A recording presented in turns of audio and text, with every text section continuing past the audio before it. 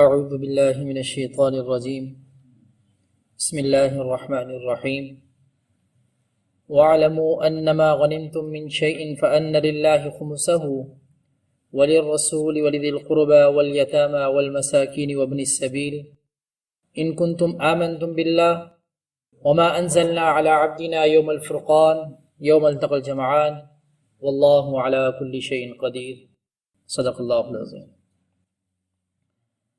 اور جان رکھو کہ جو کچھ تم کو غنیمت ملے کسی چیز سے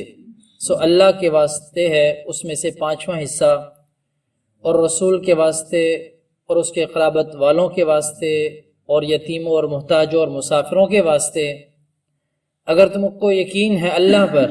اور اس چیز پر جو ہم نے اتاری اپنے بندے پر فیصلے کے دن، جس دن بھڑ گئیں دونوں فوجیں، اور اللہ ہر چیز پر قادر ہے۔ گزشتہ دروس کے اندر اس بات کا ذکر تھا کہ جہاد کا مقصد کیا ہے، اس کی غرض و غایت کیا ہے، کہ اللہ کا کلمہ بلند ہو جائے اور کفر اور شرک اس دنیا سے مٹ جائے۔ اللہ کے دین کی سربلندی کے لیے جہاد ہوتا ہے۔ اور اس سے پہلے اس بات کا ذکر تھا کہ جماعت کا جو نظم و نسق ہے اس حوالے سے کن امور کا ہونا ضروری ہے، اس حوالے سے تفصیل سے گفتگو ہوئی۔ اور اس سے پہلے جب سورت شروع ہوئی تھی تو اس میں آغاز اس سے ہوا تھا کہ یسألونک عن الانفال، تو آپ سے مال غنیمت کے بارے میں پوچھتے ہیں۔ تو اس میں یہ کہا گیا تھا کہ تو اللہ اور اس کے رسول کے لیے ہے۔ تو یہاں پر اب اس کی تقسیم کیا ہوگی، اس کا طریقہ کار کیا ہوگا، اس کا ذکر آ رہا ہے کہ جب جہاد انسان کرتا ہے تو جہاد کے اندر مقصود یہ نہیں ہوتا کہ اس کو مال غنیمت ملے گا، اس میں مقصود یہ ہوتا ہے کہ اللہ کا کلمہ بلند ہو جائے۔ اب اس مقصود حاصل کرنے کے اندر کچھ اور چیزیں بھی ساتھ مل جاتی ہیں، ان کے اندر پھر ان چیزوں کا ذکر ہے۔ تو فرمایا وَاعْلَمُوا أَنَّمَا غَنِمْتُم مِّن شَيْءٍ، اور جان رکھو کہ جو کچھ تم کو غنیمت ملے کسی چیز سے۔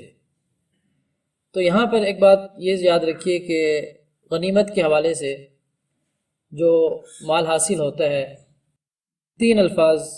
ذکر کیے گئے ہیں اس کے لیے۔ 2 الفاظ تو اسی صورت کے اندر ہیں، ایک تو انفال ہے اور دوسرا غنیمت ہے، اور ایک سورۃ الحشر کے اندر ذکر ہے جس کو فے کہتے ہیں۔ تو اس میں جو غنیمت ہے اور انفال ہے یہ تو تقریباً ایک ہی لفظ ہے، کہ جو وہ مال جو کافروں کے ساتھ جہاد کر کے حاصل کیا جائے اس کو غنیمت کہتے ہیں۔ اور ایک ہے فے۔ فے وہ مال ہوتا ہے کہ جو کفار سے کوئی بات چیت طے کر کر کسی نتیجے پہ پہنچ کے کوئی مذاکرات کر کے ان سے مال حاصل کر لیا جاتا ہے، اس کو مال فے کہا جاتا ہے۔ مال فے کا معاملہ یہ ہے کہ مال فے سارے کا سارا یہ مسلمانوں کے اجتماعی فلاح و بہبود کے لیے خرچ کیا جاتا ہے، اس کے اندر مجاہدین کا کوئی حصہ نہیں ہوتا، اس کا تقسیم کار کا کوئی طریقہ کار نہیں ہے۔ وہ سارے کا سارا لوگوں کی فلاح و بہبود کے لیے جو اجتماعی معاملات ہوتے ہیں ان کے لیے خرچ کیا جائے گا، وہ تو الگ ہو گیا۔ اب یہ جو فے ہے، غنیمت جو ہے، فے نہیں، یہ جو انفال ہے اور غنیمت جو ہے، اس کی تقسیم کا طریقہ کار کیا ہوگا؟ کیونکہ یہ تو باقاعدہ جد و جہد ہوتی ہے، اس میں کوشش ہوتی ہے اور جان پر کھیلا جاتا ہے، تو اس کا طریقہ کار کیا ہوگا؟ اس میں سب سے پہلی بات تو یہ ہے کہ مال ہماری جو امت ہے، امت محمدیہ، اس سے پہلے جتنی امتیں تھیں ان کے اوپر اس مال کے استعمال کرنے کی اجازت نہیں تھی، یہ مال وہ استعمال نہیں کر سکتے تھے۔ ان کے لیے حکم یہ تھا کہ جتنا مال اکٹھا ہوگا سب کو ایک جگہ پہ رکھیں گے، آسمانی بجلی آئے گی اور آ کر اس کو بھسم کر دے گی، ختم کر دے گی، اس کا طریقہ کار یہ تھا۔ لیکن آپ علیہ الصلوۃ والسلام نے فرمایا کہ اس امت کے اندر کیونکہ ضعف ہے اور کمزوری ہے، تو اس لیے اللہ رب العزت نے یہ چیز دیکھتے ہوئے اس مال کو اس امت کے اوپر حلال قرار دے دیا۔ اب یہ امت استعمال کر سکتی ہے، اس سے پہلے کی امتیں استعمال نہیں کر سکتی تھی اس کو۔ اور دوسرا یہ کہ یہ جو مال ہوتا ہے اس کے اندر اگر کوئی چوری کی جائے، کوئی ہیرا پھیری کی جائے تو شدید ترین قسم کا گناہ ہے۔ جو چوری کا گناہ ہے اس سے بڑا گناہ اس کا ہے، اگر ایک دھاگا بھی اس میں سے اٹھا لیا جائے اس کا بھی سخت قسم کا گناہ۔ ایک مرتبہ اسی طرح ایک صاحب شہید ہوئے، آپ علیہ الصلوۃ والسلام کے غلام تھے، تو صحابہ نے آ کر خوشخبری سنائی کہ اللہ کے نبی خوشخبری ہو اور اچھی خبر ہے کہ آپ کا جو غلام تھا وہ شہید ہو گیا۔ تو آپ علیہ الصلوۃ والسلام نے فرمایا کہ میں دیکھ رہا ہوں کہ وہ جہنم میں جا رہا ہے، اور اس کی وجہ یہ ہے کہ اس نے مال غنیمت میں سے ایک چادر چھپائی تھی، اب وہ چادر آگ کا ایندھن بن کے اس کو لپٹ رہی ہے، تو شدید قسم کا گناہ ہے۔ ایک اور واقعہ علماء نے لکھا ہے کہ ایک چھوٹی سی کوئی چیز تھی، مال غنیمت آپ علیہ الصلوۃ والسلام نے تقسیم کر دیا، مال غنیمت جب تقسیم ہو گیا تو صاحب آئے، ان کو بعد میں احساس ہو گیا کہ میرے پاس یہ چیز رہ گئی اور مال غنیمت میں سے تھی، تو مجھے ایسا نہیں کرنا چاہیے تھا، لہٰذا میں جا کے واپس کر دیتا ہوں۔ جب آپ علیہ الصلوۃ والسلام کے پاس واپس لے کر گئے تو آپ نے فرمایا اب تو میں غنیمت کا مال تقسیم کر چکا ہوں، اور شدید قسم کی اس فعل کی مذمت بیان کی آپ نے، پھر یہ غلط کام کیا ہے، یہ جہنم کا ایندھن ہے یہ سارا، تو اس کی ہیر پھیر یہ کسی کوئی قابل برداشت نہیں ہے۔ تو بہرحال غنیمت کا جو ہے کہ جان رکھو کہ جو کچھ تم کو غنیمت ملے من شیء کسی چیز سے، مطلب جہاں سے بھی غنیمت کا مال حاصل ہوگا تو اس کا طریقہ کار یہ ہوگا فَأَنَّ لِلَّهِ خُمُسَهُ، سو اللہ کے واسطے اس میں سے 5واں حصہ، کہ اس پورے مال کے 5 حصے کر دیے جائیں گے۔ ان 5 حصے جب 5 حصے کریں گے، 5 حصوں میں سے ایک حصہ وہ اللہ کے لیے ہوگا، اور یہ جو باقی 4 حصے ہوں گے یہ مجاہدین کے اندر تقسیم ہوں گے، جو اس کے اندر شریک ہوئے تھے ان کے اندر تقسیم ہوں گے۔ اب اس کا طریقہ کار یہ ہوگا کہ جو ہم نے 5واں حصہ الگ کیا ہے، یہ تو پہلا یہ کہ فَأَنَّ لِلَّهِ خُمُسَهُ کہ اللہ کے لیے ہے، وَلِلرَّسُولِ اور رسول کے واسطے ہے، وَلِذِي الْقُرْبَى اور رسول کے جو قرابت دار ہیں ان کے لیے ہے، وَالْيَتَامَى وَالْمَسَاكِينِ وَابْنِ السَّبِيلِ یتیموں کے لیے، مسکینوں کے لیے اور مسافروں کے لیے۔ اب یہاں پر فَأَنَّ لِلَّهِ کی جو اللہ کا حصہ ہے یہ در حقیقت اللہ کا حصہ ہے نہیں، یہ تبرک کے لیے اللہ کا حصہ بیان کر دیا کہ اللہ کا حصہ ہے۔ تو آگے یہ ہے کہ رسول کے لیے ہے، تو رسول اپنی ثوابدید پر اپنا حصہ الگ کرے گا اور اپنے جو معاملات ہیں اس حوالے سے ان کو نمٹائے گا۔ وَلِذِي الْقُرْبَى اور قرابت دار ہیں، قرابت داروں کے اندر آپ علیہ الصلوۃ والسلام کے 2 جو خاندان بنتے ہیں قرابت داروں میں، بنی ہاشم اور بنی مطلب ہے، یہ لوگ ہیں، اور ان کا اس لیے ہے کہ یہ شروع سے ہی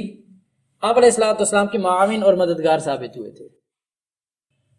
کچھ تو ایمان لے آئے تھے، وہ تو اب معاون اور مددگار تھے، اور کچھ ایمان نہیں لے کر آئے تھے، اور جو ایمان نہیں لے کر آئے تھے وہ ایمان نہ لانے کے باوجود مددگار اور معاون تھے، خیر خواہی رکھتے تھے، تو ان کے لیے ہے، اور پھر یتیموں مسکینوں کے لیے اور مسافروں کے لیے ہے۔ اب آپ علیہ الصلوۃ والسلام کی وفات کے بعد، آپ علیہ الصلوۃ والسلام کی وفات ہو گئی تو اب یہ حصہ ختم ہو گیا، 5 میں سے اب 4 حصے رہ گئے۔ اب 4 میں سے جو قرابت دار ہیں وہ بھی ختم ہو گیا، کیونکہ وہ اس وجہ سے تھا کہ یہ معاون اور مددگار تھے آپ علیہ الصلوۃ والسلام کے، اس وجہ سے یہ حصہ ان کو ملا تھا۔ اب جب آپ علیہ الصلوۃ والسلام نہیں رہے تو ان کا حصہ بھی باقی نہیں رہا، وہ علت بیان کی گئی تھی کہ معاون اور مددگار تھے، اس وجہ سے ان کو حصہ ملنا تھا۔ اب یہ آپ علیہ الصلوۃ والسلام نہیں رہے تو قرابت دار بھی ختم ہو گئے، یہ بھی نہیں رہے، اب ان کو بھی نہیں ملے گا۔ لیکن اب یہ کہا جاتا ہے کہ جب ان کو نہیں ملے گا اب یہ زکوٰۃ بھی نہیں لیتے، زکوٰۃ نہیں استعمال کر سکتے۔ آپ علیہ الصلوۃ والسلام نے فرمایا زکوٰۃ میرے اوپر، میرے آل محمد کے اوپر حرام ہے زکوٰۃ، وہ نہیں استعمال کر سکتے۔ اب کیا کریں گے بھائی؟ اس وقت تو یہ معاملہ چل رہا تھا، اس وقت ان کو تو مال غنیمت کا حصہ مل جاتا تھا، تو اب کیا کریں گے؟ اب پھر علماء نے لکھا ہے کہ ان کو مال غنیمت میں سے تو حصہ نہیں ملے گا، لیکن اب وہ جو علت پائی جا رہی تھی کہ مددگار اور معاون تھے آپ علیہ الصلوۃ والسلام کے، اب بھی جو لوگ ایمان کی حالت میں ہوں گے اور ان میں سے اگر کوئی یتیم ہوتا ہے تو اس کو اس میں سے ترجیح دی جائے گی، کیونکہ یتیم کا حصہ الگ ہے تو اس میں اس کو حصہ بھی ملے گا، اور اسی طریقے سے مسکین ہے کوئی یا مسافر ہے تو اس کو ان میں سے حصہ ملے گا، لیکن الگ سے ان کا کوئی حصہ باقی نہیں رہے گا، ان کا حصہ الگ سے ختم ہو گیا، اب ان کا کوئی حصہ نہیں۔ اور پھر باقی جو حصے ہوں گے وہ باقی حصے سارے کے سارے تقسیم ہو جائیں گے۔ اب یہ کہتے ہیں جو اللہ کے لیے حصہ ہے تو اس کا معاملہ یہ تھا کہ یہ بیت اللہ کے اوپر خرچ ہوگا، بعض علماء نے لکھا کہ حصہ جو ہے یہ بیت اللہ کے اوپر خرچ ہوگا، اور جو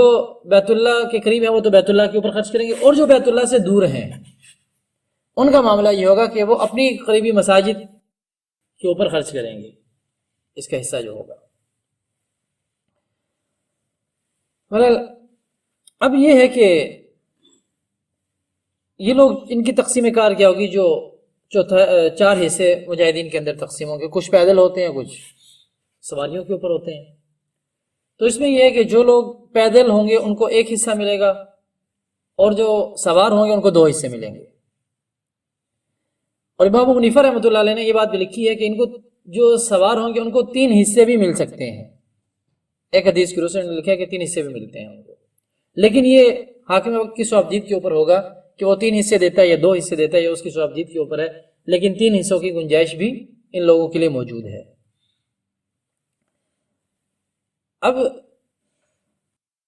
یہ بھی ہوتا ہے کہ بعض اوقات جہاد چل رہا ہوتا ہے، فتح حاصل ہو جاتی ہے، پیچھے پھر ایک کمک پہنچتی ہے جو مددگار ہوتی ہے ان مجاہدین کے لیے،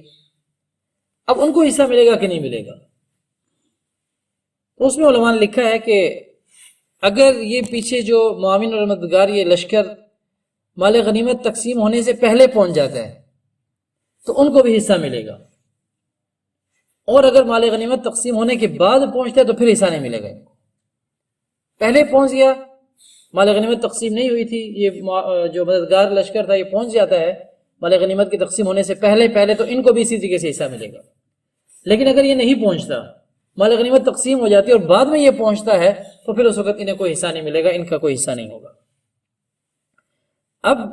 معاملہ یہ ہے کہ جہاد کے اندر عورتیں بھی شریک ہوتی ہیں، بچے بھی شریک ہوتے ہیں،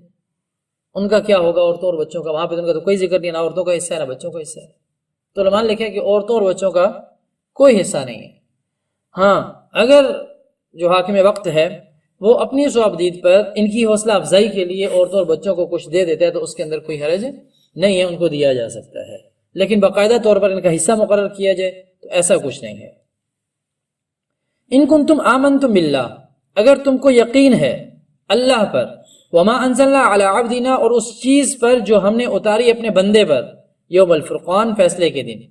کہ اگر تم اللہ کے اوپر ایمان رکھتے ہو تو جو ہم نے طریقہ کار بتایا اس طریقہ کار کے مطابق تمہیں مال غنیمت کی تقسیم کرنی ہوگی۔ یہ نہیں کہ اپنی مرضی سے کوئی کہتا ہے مجھے یہ چاہیے، کوئی کہتا ہے مجھے ایسا نہیں۔ اب اللہ نے اس کا اختیار جناب نبی کریم صلی اللہ علیہ وسلم کو دیا ہوا تھا کہ آپ اپنی صوابدید کے اوپر اس کو تقسیم کریں گے، آپس میں لڑائی جھگڑا نہیں ہوگا۔ تو یہ صوابدید پہ اب یہ تب ہی ہوگا، رسول کی اطاعت تب ہی ہوگی جب اللہ کے اوپر ایمان ہوگا۔ اگر اللہ کے اوپر ایمان نہیں ہوگا تو رسول کی اطاعت نہیں ہوگی، اور رسول کی اطاعت کے بعد پھر جو اطاعت درجہ بدرجہ نیچے چلتا جاتا ہے سلسلہ، اس حساب سے اس کی اطاعت ضروری ہے۔ تو یوم الفرقان سے مراد غزوہ بدر ہے، کہ یوم الفرقان فیصلے کے دن، کیونکہ اس دن ایک فیصلہ ہو گیا تھا اور اللہ رب العزت نے بہت زبردست قسم کے مسلمانوں کو فتح نصیب کی تھی، تو اس دن کا ذکر ہے۔ یوم التقى الجمعان، جس دن بھڑ گئی دونوں فوجیں، مطلب مسلمانوں کی اور کافروں کی جو دو فوجیں بھڑی تھی، اس حوالے سے کہ اگر تم اللہ کے اوپر ایمان رکھتے ہو اور اللہ کے رسول کے اوپر ایمان رکھتے ہو، اللہ کی کتاب کے اوپر ایمان رکھتے ہو، تو پھر تمہارے لیے لازم یہ ہے کہ جو اللہ اور اس کے رسول تمہارے لیے مقرر کرتے ہیں، جو تمہارے بارے میں جو فیصلہ ہوتا ہے، اسی حوالے سے تم اس کو قبول کرو گے۔ واللہ علی کل شیء قدیر، اور اللہ ہر چیز پر قادر ہے۔ یہ جو تمہیں مال غنیمت میں حصہ مل رہا ہے، تمہیں فتح حاصل ہوئی ہے اور اللہ نے فرشتوں کو بھیجا تھا تمہاری مدد اور نصرت کے لیے، یہ تو اللہ اس چیز کے اوپر قادر تھا کہ اللہ نے تمہاری مدد کی تو تمہیں فتح حاصل ہوئی ہے، ورنہ تم اپنی محنت کے بل بوتے پر، اپنی طاقت کے بل بوتے پر، اپنے کسی حساب کتاب میں تم یہ چاہتے کہ ہمیں فتح حاصل ہو جاتی اور ہم جیت جاتے، ایسا کچھ نہیں ہے۔ یہ اللہ کی مدد اور نصرت تمہارے ساتھ شامل حال رہی ہے تو تمہیں فتح نصیب ہوئی ہے، ورنہ تمہاری اپنی حیثیت اس حوالے سے کچھ بھی نہیں تھی۔ واللہ علی کل شیء قدیر، اور اللہ ہر چیز پر قادر ہے۔